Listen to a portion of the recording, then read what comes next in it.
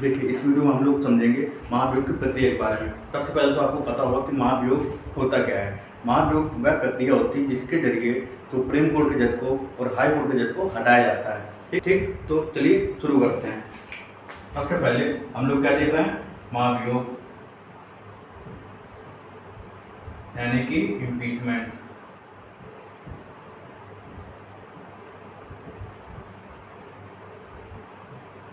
ठीक, तो सबसे पहले क्या आता है, सबसे पहले जो किसी भी जज को हटाना होता है उसका प्रस्ताव आता है। प्रस्ताव, तो ये जो प्रस्ताव है ये राज्यसभा या लोकसभा, राज्यसभा या लोकसभा किसी में भी लाया जा सकता है इस प्रस्ताव को। ठीक, तो सबसे पहले तो ये प्रस्ताव लाया हो जाता है जैसे कि सुप्रीम कोर्ट के या हाई कोर्ट जो जिस भी जज को हटाना है तो उसके ऊपर असंवैधानिक तरीके से कार्य करने को लेके कोई आरोप लगा हो, ठीक है, मनमाना रवैया अपनाया हो, कुछ गलत ऐसे आचरण हो, ठीक, तो उसको देखते हुए ये महाभियोग लगाया जाता है। ठीक है, तो इसमें जो राज्यसभा में अगर आएगा तो हमको देखना है, और लोकसभा में जब आएगा तो राज्यसभा में आएगा तो कम से कम 50 सदस्यों का इसमें साइन होना चाहिए इस प्रस्ताव में।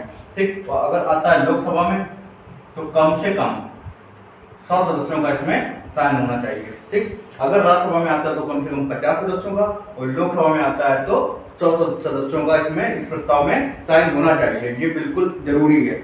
ठीक, इसके अलावा एक शर्त और भी है, ये हमारी पहली शर्त हो गई। इसके अलावा एक शर्त और है, वह क्या है कि 14 दिन का उस जज को नोटिस देना चाहिए सबसे पहले।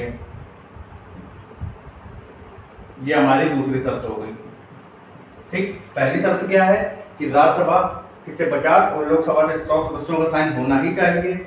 उसके बाद दूसरी शर्त हमारी है 14 दिन से पहले का उसको जज को नोटिस देना चाहिए जिसके लिए उस पर महाभियोग लगाया जा रहा है, जिस भी पर महाभियोग लगाया जा रहा है। उसके बाद क्या होगा, इस प्रस्ताव पे जो हमारे जो सभापति हैं, ये शर्तें पूरी होने के बाद सभापति जो हमारे राज्यसभा का जो हेड होता है, मुखिया राज्यसभा का जो होता है वो हमारे सभापति होते हैं, और ये उपराष्ट्रपति ही होते हैं, पदेन सभापति होते हैं राज्यसभा के, आपको पता होगा। और उसके बाद हम देखें जो हमारे लोकसभा के स्पीकर हैं यानी कि अध्यक्ष हैं जो लोकसभा के, ठीक है, तो हमारे सभापति या अध्यक्ष एक जांच समिति का गठन करेंगे। जांच समिति का गठन किया जाएगा। यह जांच समिति क्या करेगी, यह जांच समिति जांच करेगी कि जिस भी जज के ऊपर महाभियोग लगाया जा रहा है, जिसके भी ऊपर ये प्रस्ताव आया है, वह जांच करेगी कि वह जो उनके ऊपर दोष लगाए गए हैं वह सही है या नहीं। ठीक, तो इस जांच समिति में 3 लोग होते हैं, वह हम लोग देख लेते हैं वह 3 लोग कौन कौन से होते हैं। ठीक है, सबसे पहले तो एक सुप्रीम कोर्ट का वर्तमान में जो जज है वह होगा, आपको पता है सुप्रीम कोर्ट में टोटल 34 जज है, एक चीफ जस्टिस होता है, बाकी अन्य जज होते हैं। ठीक, तो वर्तमान में जज होगा, एक होगा हाई कोर्ट का वर्तमान में जो जज है, और एक होगा कोई पारंगत विधि वेत्ता जिसको मतलब कानून के बारे में कोई जानकारी है, इस तरीके का एक वो यहाँ पे सदस्य होगा इस समिति का। इसको हम लोग एक्सपर्ट देख लेते हैं, यानी कोई पारंगत विधि वेत्ता होगा।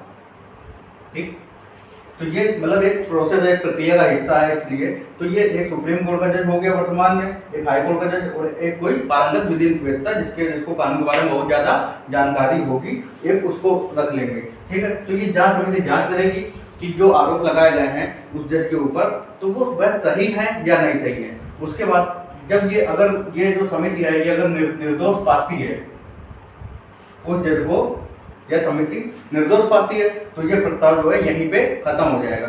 लेकिन अगर दोषी पाती है, ठीक, तो दोषी पाने के बाद, दोषी पाया गया इस समिति के कारण जांच में पाया गया, तो फिर ये जो प्रस्ताव है, प्रस्ताव आएगा किसी भी सदन में, जैसे मान लो राज्यसभा में आ गया तो राज्यसभा में कम से कम 2/3 सदस्य यानी कि 2/3 बहुमत से यह प्रस्ताव राज्यसभा में पारित होना चाहिए। उसके बाद आएगा लोकसभा में 2/3 बहुमत से पारित होगा, और लोकसभा में भी 2/3 बहुमत से यह पारित होना चाहिए।